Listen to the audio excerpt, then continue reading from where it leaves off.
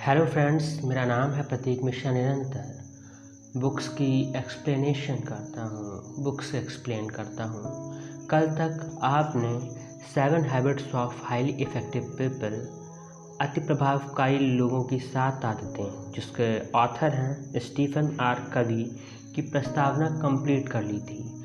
आज हम इसका खंड 1 पैराडाइम्स और सिद्धांत इसको एक्सप्लेन करेंगे। खंड 1 में हमारे कई टॉपिक हैं, जिसमें हमारा फर्स्ट टॉपिक है अंदर से बाहर की ओर, इनसाइड आउट। ऑथर सबसे पहले किसी अदर फिलोसोफर का एक स्टेटमेंट दे रहे हैं इसमें, इस पूरी दुनिया में ऐसी कोई वास्तविक श्रेष्ठता नहीं है जिसे सही जीवन शैली से अलग किया जा सके। डेविड स्टार जॉर्डन ने कहा है, इस पूरी दुनिया में ऐसी कोई वास्तविक श्रेष्ठता नहीं है जिसे सही जीवन शैली से अलग किया जा सके। मतलब दुनिया में जो लोग भी सफल हैं, सफल का मतलब जो फाइनेंशियल फ्रीडम या फाइनेंशियल सुकून के साथ में मेंटल सुकून में भी हैं, हेल्दी भी हैं, तो उनके सबके जीवन में क्या चीज़ कॉमन है? सही जीवन शैली। मतलब सही जीवन शैली से अलग नहीं कर सकते। अगर अलग करेंगे तो हो सकता है कि कोई फाइनेंशियल फ्रीडम हो सकता है पैसे उसने बहुत ज़्यादा कमा लिए हो, बहुत ज़्यादा धन हो, लेकिन वो हेल्थ के पॉइंट पे कमज़ोर पड़ रहा हो, या हो सकता है मेंटल पीस के नाम पे कमज़ोर पड़ जाए। तो हर पहलू पे सफल होने के लिए सही जीवन शैली को आप अलग नहीं कर सकते, इसको इग्नोर नहीं किया जा सकता, ऐसा डेविड स्टार जॉर्डन कह रहे हैं। अब आते हैं ऑथर की ओर। ऑथर मतलब स्टीव आर कवी। ऑथर कह रहे हैं, मैंने 25 साल तक व्यावसायिक, विश्वविद्यालयीन, वैवाहिक और पारिवारिक वातावरण में लोगों के साथ काम किया है। इस दौरान मैं ऐसे बहुत से लोगों के संपर्क में आया हूँ जिन्होंने बाहरी तौर पर अविश्वसनीय सफलता हासिल की है। इसके बावजूद मैंने यह देखा है कि वे आंतरिक तौर पर अपने जीवन से संतुष्ट नहीं हैं। वे व्यक्तिगत सामंजस्य तथा प्रभावकारिता की कमी की वजह से परेशान हैं। वे लोगों के साथ स्वास्थ्य व मधुर संबंध बनाने के लिए हमेशा संघर्ष करते रहते हैं। मुझे लगता है कि उन्होंने जो समस्याएं मुझे बताई हैं उनमें से कुछ से आप भी परिचित होंगे। मतलब यहाँ पर कुछ कॉमन प्रॉब्लम्स का जिक्र ऑथर करने वाले हैं, जो कि बहुत ही मज़ेदार होने वाला है, क्योंकि ये प्रॉब्लम्स हम सब की जीवन की हैं। आप आसानी से रिलेट कर पाएंगे, ऑथर से जुड़ पाएंगे, और अगर आप ऑथर से जुड़ पाते हैं तो यही मेरी सक्सेस होगी। और अब तो प्रॉब्लम नंबर 1 है, मैंने अपने कैरियर के जो लक्ष्य निर्धारित किए थे उन्हें मैं हासिल कर चुका हूँ। मुझे व्यावसायिक दृष्टि से अप्रत्याशित सफलता मिली है, लेकिन मैं अपने व्यक्तिगत और पारिवारिक जीवन में इस सफलता की कीमत चुका रहा हूँ। मेरी पत्नी और बच्चे अब मेरे लिए अजनबी हो चुके हैं। मुझे तो यह भी विश्वास नहीं कि मैं खुद को जानता हूँ भी कि नहीं। मैं शायद यह भी नहीं जानता कि मेरे लिए वास्तव में क्या महत्वपूर्ण है। मुझे खुद से पूछना पड़ता है कि क्या यह इतना मूल्यवान है कि इसके लिए इतना त्याग किया जाए। ऑथर यहाँ पर वेरियस पर्सनालिटीज़ की वेरियस प्रॉब्लम्स को बता रहे हैं, जनरल टाइप के लोग जो होते हैं। तो उसी में एक टाइप ये आता है जो हैवी वेटेड लोग होते हैं और काफ़ी कोशिश करते रहते हैं, लेकिन उनका वेट लूज़ नहीं होता है। तो उसी को प्रॉब्लम को कुछ इस तरह से बता रहे हैं, कोई पर्सन इस तरह से बताएगा, मैंने डाइटिंग की नई योजना बनाई है, इस साल 5वीं बार। मैं जानता हूँ कि मेरा वज़न बढ़ गया है। मैं सचमुच दुबला होना चाहता हूँ। मैं इस विषय पर प्रकाशित होने वाली नई पुस्तकें और लेख नियमित रूप से पढ़ता हूँ। लक्ष्य निर्धारित करता हूँ। सकारात्मक मानसिक नज़रिए की मनोवैज्ञानिक खुराक देकर खुद को प्रोत्साहित भी करता हूँ कि मैं यह कर सकता हूँ, परंतु मैं नहीं कर पाता। कुछ सप्ताह बाद सब कुछ टाँ फिस हो जाता है। मैं खुद से किए गए वायदे को नहीं निभा पाता। फिर 3rd प्रॉब्लम पे आ रहे हैं, जो ऑफिस कल्चर्स में होती है। मैंने प्रभावकारी मैनेजमेंट सिखाने वाले कई प्रशिक्षण कार्यक्रमों में भाग लिया है। अपने कर्मचारियों से मेरी अपेक्षाएं बहुत ज़्यादा हैं। मैं उनके साथ मित्रतापूर्ण तथा सही व्यवहार करने की लगातार कोशिश करता हूँ, परंतु मुझे नहीं लगता कि वे मेरे प्रति वफादार हैं। मुझे महसूस होता है कि अगर मैं किसी दिन बीमार पड़ जाऊं और ऑफिस ना आ पाऊं तो वे सारा दिन वाटर कूलर के आसपास खड़े होकर गपशप करते रहेंगे। मैं उन्हें आत्मनिर्भर और जिम्मेदार क्यों नहीं बना पाता, या इस तरह के कर्मचारी क्यों नहीं ढूंढ पाता हूँ। अब थर्ड टाइप की भी प्रॉब्लम हो गई। अब ऐसे इसी तरीके से एक फोर्थ टाइप की प्रॉब्लम है जो फैमिली प्रॉब्लम में आ जाते हैं। मेरा किशोर पुत्र, किशोर का मतलब होता है टीनेजर। मेरा किशोर पुत्र विद्रोही स्वभाव का है। वह नशीले पदार्थों का आदी हो चुका है। मैंने उसे समझाने की लाख कोशिश की, परंतु वह मेरी सुनता ही नहीं। मैं क्या करूं? एक ये प्रॉब्लम हो गई। एक और प्रॉब्लम है, करने के लिए बहुत काम है पर समय बहुत कम है। मैं सप्ताह में 7 दिन हर पल दबाव और तनाव में जीता हूँ। मैं टाइम मैनेजमेंट सेमिनारों में गया हूँ और मैंने समय के प्रबंधन की आधा दर्जन योजनाओं को आजमा कर भी देखा है। हालांकि मुझे कुछ लाभ तो मिला, परंतु अब भी मुझे यह एहसास नहीं होता कि मैं उतना सुखद, सफल और शांतिपूर्ण जीवन जी रहा हूँ जितना कि मैं जीना चाहता हूँ। अब यहाँ पर ऑथर एक और प्रॉब्लम के बारे में डिस्कस करने वाले हैं जो कि काफ़ी कॉमन प्रॉब्लम है पेरेंट्स के लिए। तो कुछ इस तरह से पेरेंट्स बयां करते हैं, मैं अपने बच्चों को परिश्रम का महत्व सिखाना चाहता हूँ, परंतु उनसे कोई भी काम करवाने के लिए मुझे हर कदम पर निगरानी रखना पड़ती है और हर कदम पर उनकी शिकायतें भी सुनना पड़ती हैं। इसके बजाय उस काम को खुद करना ज़्यादा आसान होता है। बच्चे खुशी खुशी अपना काम क्यों नहीं करते? उन्हें बार बार टोकना क्यों पड़ता है? यार सच में जो नालायक टाइप के बच्चे होते हैं ना, उनको कुछ सिखाना, थोड़े बहुत ही संस्कार, मैनर्स सिखाना भगवान से काम पड़ जाता है। मतलब जो ठीक होते हैं वो बात मान जाते हैं, लेकिन कुछ होते हैं जो नहीं सुनते हैं। अगर 3rd 4th क्लास के बच्चे हैं, उनमें अभी सही संस्कार डालने होते हैं कि बेटा अपने जब स्कूल से आओ तो हैंड वॉश करो, अपने शूज़ और सॉक्स एक जगह पे रखो, अपनी ड्रेस हैंगर में लगा के टांगो, अपना बैग सही से रखो, फिर हैंड वॉश और फेस वॉश करके आओ, फिर खाने के लिए बैठो। लेकिन वो इतने बदतमीज़ी टाइप के कुछ बच्चे निकलते हैं कि वो कोई काम ढंग से नहीं करते, और जब उनसे कहोगे कि ये करो तो उनके पास 1000 शिकायतें मिलेंगी कि ये ऐसे नहीं हो रहा है, ये वैसे नहीं हो रहा है। तो मन करता है इससे अच्छा कि जल्दी जल्दी ये सब मैं करके इनको खाना खिला के फ्री हो जाऊँ। तो ये वाली प्रॉब्लम तो यार बहुत ही ख़तरनाक है। फिर एक और प्रॉब्लम बता रहे हैं ऑथर, ये प्रॉब्लम जो है जो आप बताने वाले हैं ऑथर, ये एक अलग ही लेवल की प्रॉब्लम है। कोशिश करिएगा इससे कनेक्ट करने की। बहुत से लोग कनेक्ट नहीं हो पाएंगे, बट कोशिश करिएगा, समझने की कोशिश कीजिएगा। बता रहे हैं, मैं व्यस्त हूँ, सचमुच व्यस्त, परंतु कई बार सोचता हूँ कि मैं जो कर रहा हूँ क्या वह वास्तव में महत्वपूर्ण है, क्या उससे लंबे समय में कोई फ़र्क पड़ेगा। मैं वाकई यह सोचना चाहता हूँ कि मेरे जीवन का कोई अर्थ था, इस दुनिया में मेरा आना सार्थक हुआ और मेरे कारण कोई फ़र्क पड़ा। मतलब कोई एक ऐसा पर्सन है जो बस फ्लो में बहे जा रहा है, पैदा हुआ, बड़ा हुआ, स्कूल जाने लगा, स्कूल से बस्ती से निकला, ऑफिस जाने लगा, वो कर रहा है, गधे की तरह ढोए पड़ा है, बिजी है, बट उसको अपने काम में किक नहीं मिल रही है। किक मिलने का मतलब मज़ा नहीं आ रहा है उसको अपने काम में, ना उसको लग रहा है कि इम्पोर्टेंट है, बट वो करे पड़ा है, फ्लो में बहे जा रहा है और वो परेशान है और छोड़ भी नहीं सकता। ये उस लेवल की प्रॉब्लम है। फिर एक और प्रॉब्लम बताई गई है, बहुत ही कॉमन सी है।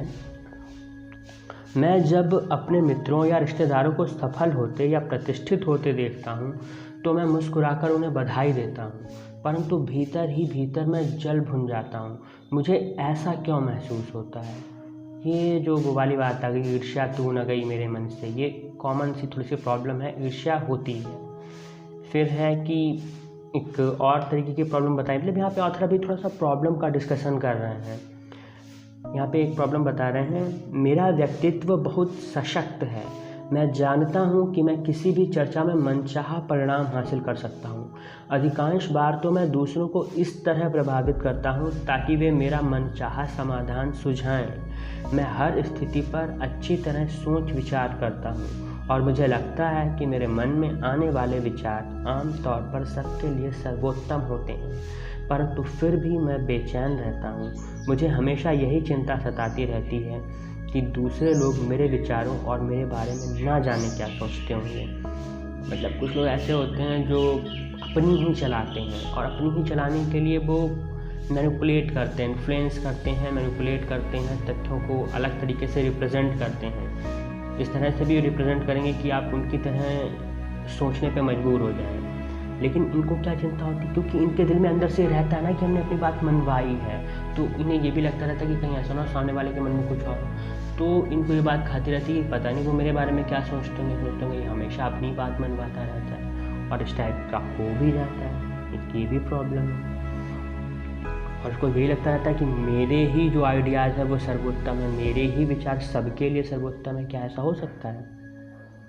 आई थिंक ये पॉसिबल तो नहीं है कि हमेशा एक ही इंसान के विचार सबके लिए सर्वोत्तम हो, तो जाहिर सी बात है कहीं ना कहीं कुछ गड़बड़ है। अब एक और प्रॉब्लम बता रहे हैं, ये तो भाई बहुत ही ख़तरनाक प्रॉब्लम है। हर जगह, ना इंडिया में नहीं, फॉरेन में, हर जगह ये बहुत बड़ी प्रॉब्लम है। ये प्रॉब्लम ये है, कुछ इस तरह से बयां कर रहे हैं, मेरा वैवाहिक जीवन घिसट रहा है। वैवाहिक जीवन भाई, इसको संभालना बहुत तगड़ा गेम है। मेरा वैवाहिक जीवन घिसट रहा है। हम लड़ते झगड़ते तो नहीं, परंतु हमारे बीच का प्रेम अब मर चुका है। हमने वैवाहिक परामर्श लिया, बहुत से तरीके आजमा कर देखे, परंतु कोई फ़ायदा नहीं हुआ। हम अपने भीतर वह भावना फिर से नहीं जगा पा रहे हैं जो पहले कभी थी। मतलब होता नहीं कि शादी के कुछ साल बाद एक शांति सा जाती है, हस्बैंड अपने काम में इतना बिजी हो जाता है, पैसे कमाने में, और वाइफ जो है घर के काम में और बच्चों को संभालने में। अब जो बातें होती थी, क्वालिटी टाइम स्पेंड होता था, वो तो रह ही नहीं गया। छोटी छोटी बातों पे चिड़चिड़े भी हो जाते हैं, लेकिन समझदार हैं इसलिए लड़ते झगड़ते बिल्कुल नहीं है। तो लड़ाई झगड़ा तो नहीं होता, मगर ये जो पीस है, ये वाली शांति बहुत ख़तरनाक है। इससे अच्छा तो थोड़ा बहुत लड़ाई झगड़ा होके फिर से अगर कुछ तरोताज़ा रिश्ता हो जाए तो वो वाली फीलिंग आ जाएगी जो पहले थी। लेकिन क्या हो रहा है, इतनी शांति के कारण कि वो भी नहीं आ पा रही है। ऑथर कह रहे हैं ये समस्याएं गहरी हैं और दर्दनाक भी, डीप एंड वेरी पेनफुल। ये सारी प्रॉब्लम्स जो हैं बहुत ही डीप और पेनफुल हैं, और ये ऐसी समस्याएं हैं जिन्हें तुरंत फुरत क्विक फिक्स उपायों से नहीं सुलझाया जा सकता। इनके लिए आप किसी के पास जाओ, थोड़ी देर की काउंसलिंग कर लो, सही हो जाएगा, भाई नहीं होने वाला। इसके लिए काफ़ी टाइम लगता है। अब ऑथर अपनी ज़िंदगी का एक वाक़या बता रहे हैं। कुछ साल पहले मैं और मेरी पत्नी सैंड्रा भी इसी तरह की समस्या से जूझ रहे थे। हमारे एक बेटे को स्कूल में बहुत सी मुश्किलों का सामना करना पड़ रहा था। वह पढ़ाई लिखाई में कमज़ोर था।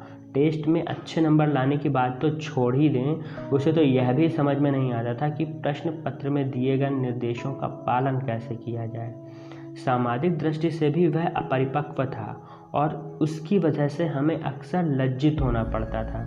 होता ना कि बच्चे कुछ ना कर पाए तो माँ बाप को भी थोड़ी इंसल्ट फील होती है, लो यार हमारे बच्चे कुछ कर ही नहीं पा रहे हैं। खेल कूद के लिहाज से वह छोटा और दुबला तो था ही, उसमें मानसिक तालमेल की भी कमी थी। मतलब हर लिहाज से कमज़ोर था, शारीरिक भी और मानसिक भी। उदाहरण के लिए बेसबॉल खेलते समय, मैं बेसबॉल की जगह पे बैट बॉल का एग्जांपल दे रहा हूँ, उससे आप लोग आसानी से रिलेट कर पाएंगे। बैट बॉल खेलते समय कई बार तो बॉल बैट के पास आने से पहले ही वो बैट घुमा देता था। सब बच्चे उसकी हंसी उड़ाते थे, मतलब वो पहले ही बैट घुमा देता था और बॉल बाद में आ पाती थी और सब बच्चे उसकी हंसी उड़ाते थे। मेरे और सैंड्रा के मन में उसकी मदद करने की प्रबल इच्छा थी। जाहिर सी बात है, हर माँ बाप की होगी। हमें यह एहसास था कि अगर सफलता जीवन के किसी क्षेत्र में सचमुच महत्वपूर्ण है तो यह माता पिता की भूमिका में सर्वाधिक महत्वपूर्ण है। इसलिए हमने अपने बेटे के प्रति अपने नज़रिए और व्यवहार को सुधारने की कोशिश की। इसके साथ ही हमने उसके नज़रिए और व्यवहार को भी सुधारने की कोशिश की। हमने सकारात्मक सोच की तकनीकों का प्रयोग करके उसे मनोवैज्ञानिक रूप से प्रोत्साहित करने की कोशिश की।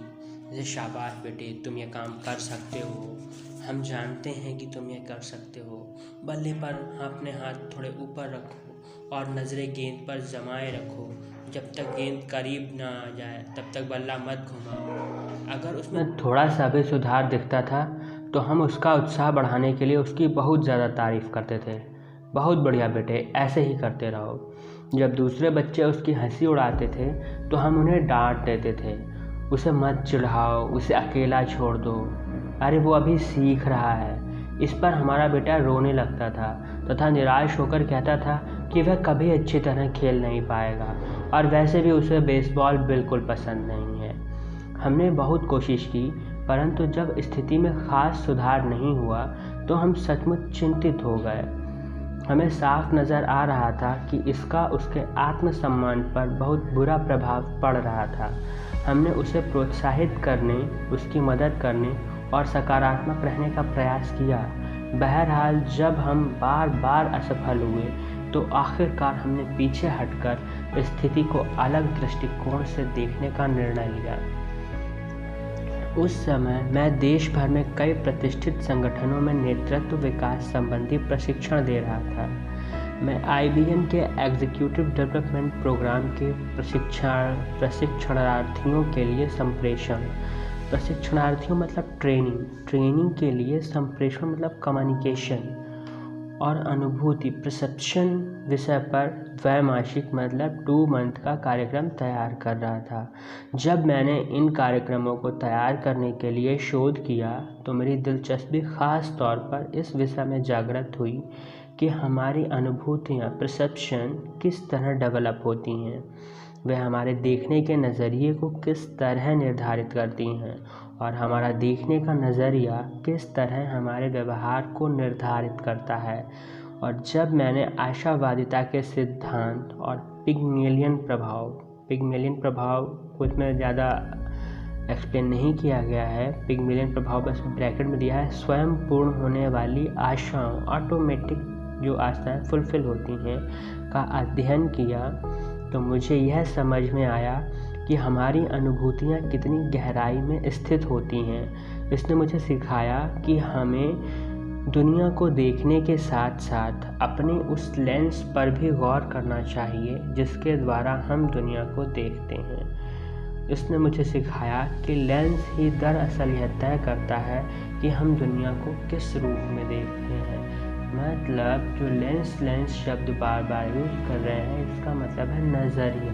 आप जिस नज़रिए से दुनिया को देखेंगे, दुनिया आपको वैसी ही नज़र आने लगेगी। जिन अवधारणाओं को मैं IBM में सिखा रहा था, उनके परिप्रेक्ष्य में मैंने और सैंड्रा ने अपनी स्थिति का अवलोकन किया। ऐसा करने पर हमें यह एहसास हुआ कि हम अपने बेटे की मदद करने के लिए जो कुछ भी कर रहे थे वह उस तरीके से मेल नहीं खाता था जिस तरीके से हम उसे सचमुच देखते थे। जब हमने अपनी गहनतम भावनाओं की ईमानदारी से जांच की तो हमने पाया कि हमारी अनुभूति यह थी कि वह मूलतः अयोग्य और पिछड़ा हुआ है। मतलब हम जानते थे, हमारे मन में गहरे में बैठा हुआ था कि वह कमज़ोर और पिछड़ा हुआ है, अयोग्य है, बट हम उसको बोलते थे कि नहीं बेटा तुम कर सकते हो, तुम ऐसे करो, वैसे करो, बल्ले को ऐसे पकड़ो, ऐसे घुमाओ।